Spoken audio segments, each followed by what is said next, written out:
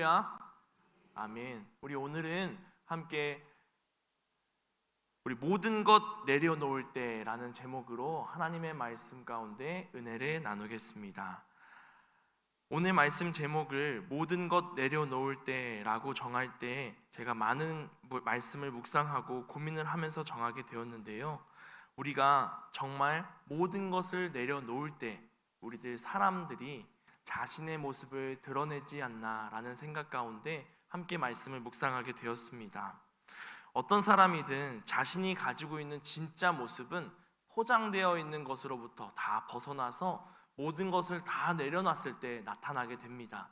그것이 정말 이 사람 바닥까지 드러냈네 라고 하는 부정적인 표현도 있겠지만, 이 사람 정말 속에 있는 모든 것 다 보여주는구나 라고 하면서 긍정적인 모습으로 나타낼 때도 있습니다.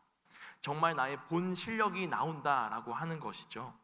운동을 할 때에도 마찬가지일 것입니다. 내가 처음 하는 운동 혹은 잘 하지 못하는 운동을 할 때 그 운동을 가르쳐주는 사람들 혹은 트레이너들, 코치들은 이렇게 이야기합니다. 몸에 힘을 좀 빼세요 라고 이야기를 합니다. 특히 구기 종목을 할 때 그렇습니다. 운동을 할 때는 그 운동을 잘하기 위해선 가장 기초인 자세를 잘 잡아야 하는데, 그 자세를 잘 잡겠다고 몸에 긴장하고 힘을 주게 되면 몸이 자연스럽지 않고 부자연스럽게 움직이게 되는 모습을 볼 때가 있습니다. 그러니 그 모습을 보면서 가장 쉽게 이야기하는 것은 몸에 힘을 빼세요 라고 하는 것입니다. 하지만 그 코치들의 이야기를 들으면 정말 내 몸에 힘을 뺄 수 있을 것 같지만 몸에 힘을 빼기란 참 쉽지 않습니다. 나는 힘을 뺀 것 같은데 여전히 경직되어 있고, 나는 자연스러운 것 같은데 남이 보기엔 부자연스럽고 기울어져 있는 것, 그것이 힘을 빼지 못한 사람, 아직 다 내려놓지 못한 사람의, 여유가 없는 사람의 모습일 것입니다. 우리가 평소에 전혀 신경 쓰지 않고 당연하게 하는 행동들이 있습니다. 예를 들어 걷는 것이죠. 우리가 걷는 것, 어떻게 걸어야 할까? 무릎을 접고 다리를 들어 올려서 뒤꿈치부터 대고 발바닥 중간을 대고 발가락을 대고 걸어야지 라고 생각하면서 걷는 사람보단 그저 내 발이 가는 대로 걷는 사람들이 훨씬 더 많을 것입니다. 그런데 우리가 중요한 순간엔 이러한 걷는 것조차 어떻게 걸어야 할까 모를 때가 있습니다. 내가 중요한 사람 앞에 걸음을 걸어야 할 때, 혹은 많은 사람들 앞에서 걸음을 걸어야 할 때, 내 인생에 이 걸음걸이가 정말 중요한 과정을 가지고 있을 때 우리는 그런 생각을 하게 됩니다. 때론 긴장을 하면 오른발과 오른손이 같이 나가면서 걸을 때가 있습니다. 제가 군대에 처음 입대했을 때에도 여러 친구들과 함께 군 생활을 하는데, 군대에 처음 들어온 친구들이 꼭 이런 실수를 합니다. 왼발부터 나가는데 왼손이 같이 나가고, 오른발 나갈 때 오른손이 나가고, 우스꽝스럽게 걷는 모습이죠. 제가 결혼식을 할 때에도 마찬가지였습니다. 제가 결혼할 때 신랑 입장을 앞두고 상상을 하는데 어떻게 걸어야 하는지 고민이 되더라고요.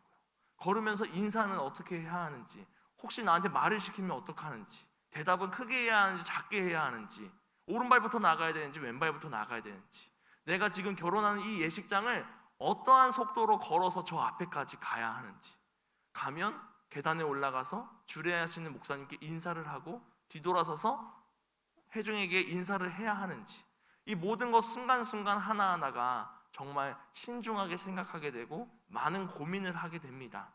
그런데 결혼식을 진행하고 끝나고 보니 어떻게 걸어갔는지 기억이 안 납니다. 그 정도로 우리가 생활할 때 정말 나의 모든 것을 다 내려놔야 사람들에게 자연스럽게 보일 때가 있습니다. 제가 걸어갈 때 부자연스러웠다고 이야기하는 분이 하나도 없었습니다. 제가 머릿속에 백지가 됐기 때문이죠. 다 내려놓고 몸이 가는 대로 걸어갔더니 자연스럽게 걸어갈 수 있었습니다. 우리 오늘 읽은 말씀 가운데에는 사도 바울이 자신의 모든 것을 다 내려놓고 죄인의 신분으로 갇혀 있습니다. 그리고 이제 재판을 받고 이제 로마로 가서 로마 황제 가이사 앞에 서서 재판을 받기 위해서 배를 타고 떠나는 여정을 기록하고 있습니다. 바울이 무엇이 부족하여서 지금 죄인의 신분으로 이곳에 갇혀 있겠습니까? 그는 그저 예수 그리스도를 만나서 회심하였고 자신이 받은 그 예수 그리스도의 사랑, 내 마음을 변화시킨 그 복음을 이 땅 가운데 전하고자 하는 마음만 가지고 있었을 뿐입니다. 그때 바울은 다른 모든 것 다 내려놓을지라도 내가 복음을 전할 수 있다면 주님 앞에 나가서 하나님의 나라를 전하겠다라는 다짐을 가지고 있었습니다. 이것이 모든 것을 다 내려놓은 바울의 모습이었습니다. 우리가 살아가고 있는 이 지역이 경기도 동두천인 것처럼 예루살렘이 있는 곳이 수리아라고 하는 지역입니다. 그리고 안디옥이라고 하는 교회에도 수리아 안디옥이라고 이야기하죠.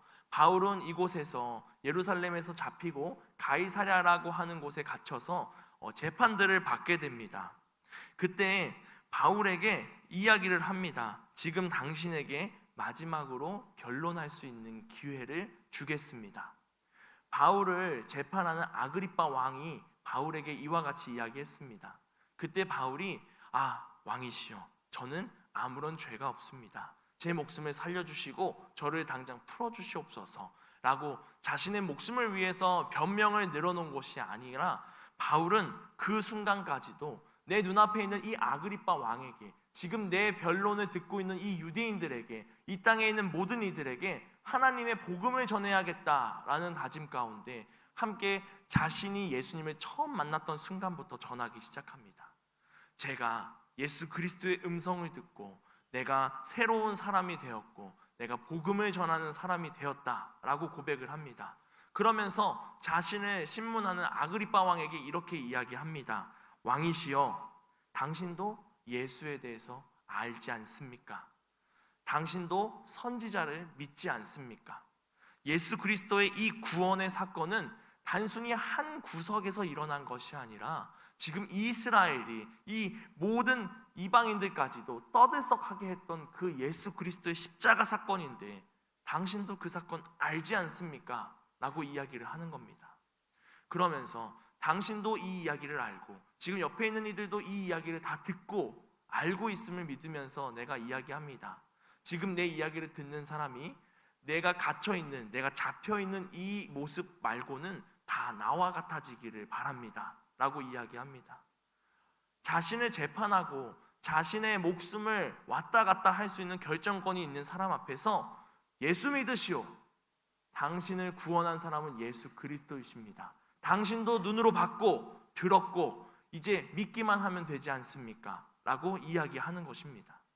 내 목숨이 위태로운 상황 가운데서도 복음을 전하는 것, 그것이 바울의 모습이고 모든 건 다 내려놓은 바울의 모습입니다. 우리는 이러한 바울을 바라보면서 어떠한 모습으로 살아가고 있는지 다시 한번 나의 삶을 돌아보고 주님 앞에 나아가길 원합니다. 지금 이 순간만큼이라도, 기도하는 그 순간만큼이라도 나의 체면과 나의 욕심, 나의 이 세상의 권위, 이 모든 것들을 다 내려놓고 주님 앞에 정말 아무것도 없는 사람으로서, 내 힘으로는 아무것도 할 수 없음을 인정함으로써 주님 앞에 무릎 꿇고 고개 숙여 겸손히 기도하고 살아가는 우리 모두가 되길 소망합니다.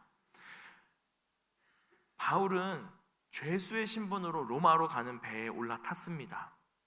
그는 이리저리 배를 따라 갔습니다. 구브로 해안을 따라서 또 길리기아와 밤빌리아 바다를 따라갔고 또 여러 가지 무리들을 만나서 또 니도라고 하는 곳까지 도착을 하였습니다. 그리고 미항이라는 곳에 도착하였고 또 그곳에서 오랜 시간을 보내다가 다시금 출항을 하게 되는 것을 경험합니다. 그때 바울은 자신을 이끄는 백부장에게 이야기합니다.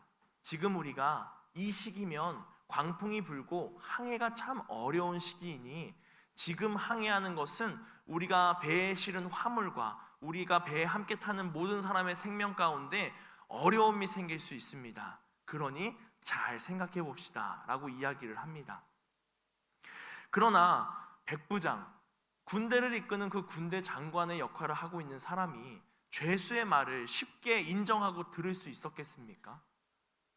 세상에 눈을 두고 세상의 권위를, 세상의 권력을 잡고 살아가는 사람들은 이러한 신분의 차이를 쉽게 극복하지 못합니다. 그러니 이 백부장은 바울의 이야기를 듣기보다는 이 배를 이끄는 선장과 선원들의 이야기를 함께 듣고 결정합니다. 하지만 바울이 어떤 사람입니까? 바울은 오랜 기간 동안 지금 배가 다니고 있는 이 지역을 복음 전도한 전도자입니다. 선교사입니다. 1차 전도 여행, 2차 전도 여행, 3차 전도 여행까지 지금 배가 가고 있는 곳을 다 거치고 마치고 예루살렘에 돌아왔던 바울입니다. 그러니 누구보다도 이 지역을 잘 알고 있겠죠. 그러나 그러한 바울이 죄수라는 신분이었기 때문에 자신의 의견이 받아들여지지 않습니다. 백부장은 선주와 선장, 선원들의 이야기를 듣고 항해를 계속하게 됩니다. 그리고 나서 오늘 우리가 읽은 13절 말씀이 시작되는 것입니다. 13절 말씀 함께 읽어보도록 하겠습니다. 남풍이 순하게 불매 그들이 뜻을 이룬 줄 알고 닻을 감아 그레데 해변을 끼고 항해하더니. 아멘. 이들이 처음 출발할 때는 남풍이 순하게 불고 배가 가고자 하는 곳으로 갔습니다. 그러니 그들이 뜻을 이룬 줄 알고, 우리가 맞았구나, 우리가 항해를 시작하는 것이 맞았다 라는 마음을 가지고 출발하게 됩니다. 그러나 얼마 되지 않아서 14절 말씀 가운데 보면 이렇게 기록합니다. 얼마 안 돼요 섬 가운데로부터 유라굴로라는 광풍이 크게 일어나니 라고 고백하고 있습니다. 배를 흔들어 놓는 광풍이 시작된 것입니다. 내가 맞았구나, 내가 한 것이구나 라는 교만한 마음을 갖자마자 바로 유라굴로라고 하는 광풍이 불게 되었고, 그들이 가고자 하는 곳으로 가는 것이 아니라 바람에 떠밀려 쫓겨다니게 되는 상황에 빠지고 맙니다. 이들은 바람에 밀려 다니다가 배를 동여매고 흔들리지 않게 묶고, 그리고 줄을 올리고 배에 달려있는 거룻배들을 다 묶은 다음에 떠내려 다니고 있습니다. 자세히 읽어보면 연장을 내렸다라고 하는데 닻을 의미합니다. 닻을 바닷속으로 쭉 내려서 배를 고정시키고 어떻게든 버텨보겠다라는 생각이 시작되는 것입니다. 우리들의 삶 가운데 유라굴로와 같은 광풍이 불 때 우리도 이러한 모습을 보입니다. 버텨, 어떻게든 버텨, 이 또한 지나가리라 하면서 내가 가진 생각대로 버티고 방법을 세우고 대책을 세우면서 나아갑니다. 그러나 하나님의 뜻이 아니라면 내가 원하는 대로 갈 수 있지 않습니다. 우리의 삶이 다 그렇습니다. 백만장자라고 해서 내가 원하는 대로 살아갈 수 있는 것이 아니고, 돈이 한 푼 없는 사람이라고 해서 내가 원하는 대로 못 사는 그런 것이 아니라 우리는 오직 하나님의 뜻대로 살아가는 자녀들임을 믿습니다. 오늘 이들이 탄 배는 이리저리 흘러다닙니다. 그러다가 이제는 안 되겠다 싶어서 사공들이 짐을 바다에 풀어버립니다. 버리기 시작했습니다. 오늘 말씀 제목처럼 모든 것을 내려놓을 준비를 하기 시작합니다. 짐들을 다 갖다 버리고 배에 있는 기구들을 다 갖다 버립니다. 그 안에는 여러 가지 먹을 것들도 있었을 것입니다. 그러나 지금 그들에게 중요한 것은 먹을 것이 아니고, 이 화물이 돈이 되는 것이 아니고, 배에 있는 기구가 중요한 게 아니고, 지금 내 목숨이 달려있는 상황이기 때문에 모든 것을 다 던져버리기 시작합니다. 그러나 그들의 생각대로 다 버린다고 해서 배가 버틸 수 있을까? 전혀 그렇지 않습니다. 그러니 이제는 구원의 여망마저 없어 보였다라고 이야기합니다. 그때 21절 말씀에 바울이 다시 한번 등장합니다. 우리 21절 말씀 함께 읽어보도록 하겠습니다. 여러 사람이 오래 먹지 못하였음에 바울이 가운데 서서 말하되, 여러분이여 내 말을 듣고 그레데에서 떠나지 아니하여 이 타격과 손상을 면하였더라면 좋을 뻔하였느니라. 아멘. 바울이 이야기하는 겁니다. 바울은 솔직히 이 항해를 시작하기 전에 한번 항해를 다시 한번 생각해보자, 위험한 순간이다, 이 시기에는 항해를 안 하는 것이 좋다라고 조언했던 사람이죠. 하지만 죄수의 신분으로 무시당했습니다. 하지만 위기가 닥치고 아무도 나설 수 없는 순간이 되었을 때 바울이 다시 한번 일어나서 말합니다. 내가 말했을 때 항해를 시작하지 않았더라면 우리는 이러한 어려움을 겪지 않았을 것입니다 라고 말을 시작합니다. 그리고 22절 말씀에 이렇게 말합니다. 내가 너희를 권하노니 이제는 안심하라. 너희 중 아무도 생명에는 아무런 손상이 없겠고 오직 배뿐이니라 라고 이야기를 합니다.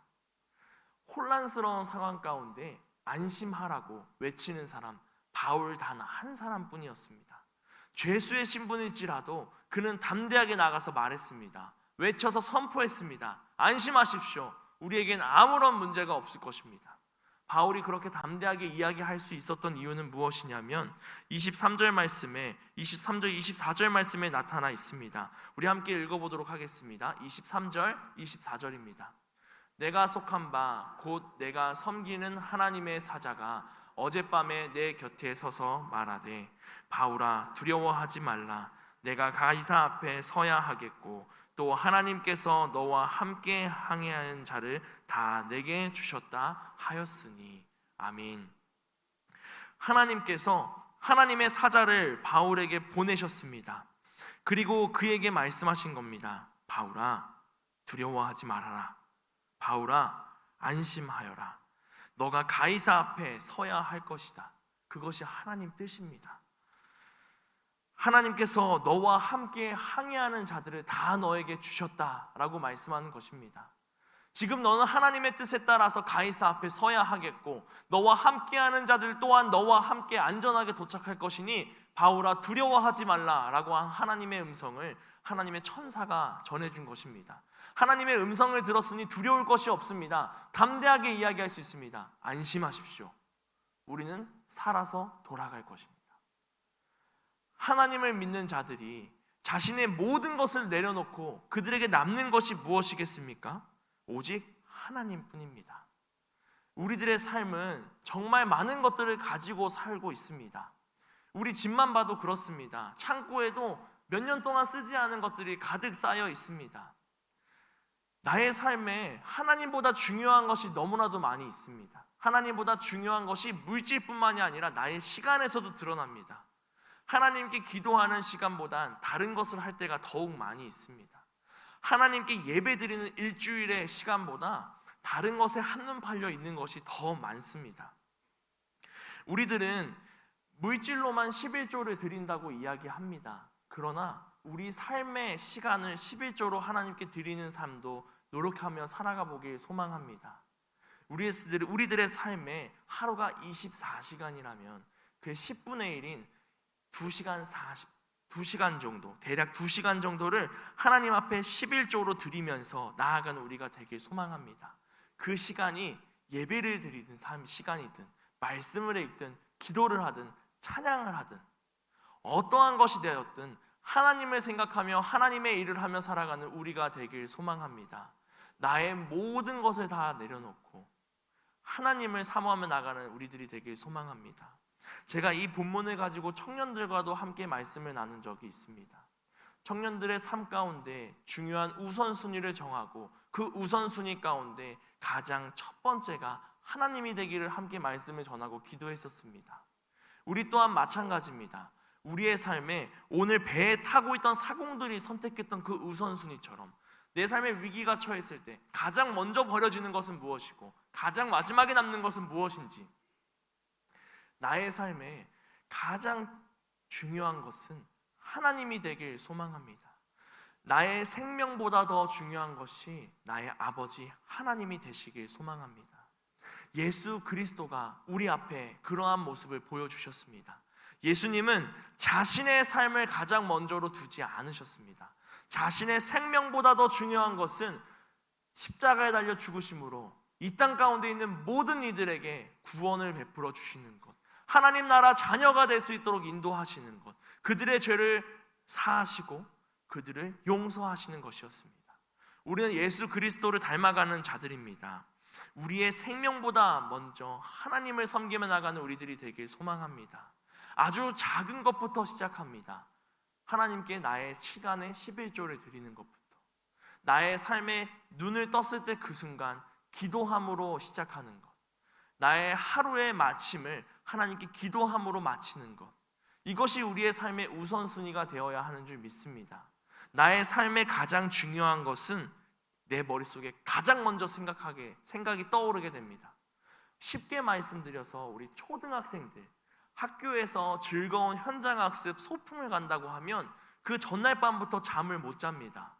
그리고 아침에 눈을 뜨면 무슨 생각합니까? 소풍 가는 날이다 생각하죠? 이것처럼 우리들의 삶의 1번이 하나님이 되길 소망합니다. 다른 어떤 것, 가장 중요한 것들 생길 수 있습니다. 오늘 회사에서 중요한 회의가 있는 날, 오늘 아주 중요한 시험이 있는 날, 오늘 아주 중요한 병원을 가는 날, 검사 결과를 보는 날, 이 모든 것들이 나의 삶에 가장 먼저 생각이 날 수 있겠지만 그 어떤 무엇보다 하나님이 나의 삶을 계획하시고 인도하시는 분이시니 하나님이 가장 먼저 생각하는 그러한 행복한 삶을 살아가는 우리 모두가 되길 소망합니다. 하나님께서 지쳐서 죽고자 했던 엘리야에게 천사를 보내셔서 먹을 것을 주셨던 것처럼, 그리고 하나님의 말씀을 어겨서 물고기 뱃속에 들어갔을 때 그를 살려주셨던 그 하나님이 우리에게도 언제나 함께 하시는 줄 믿습니다.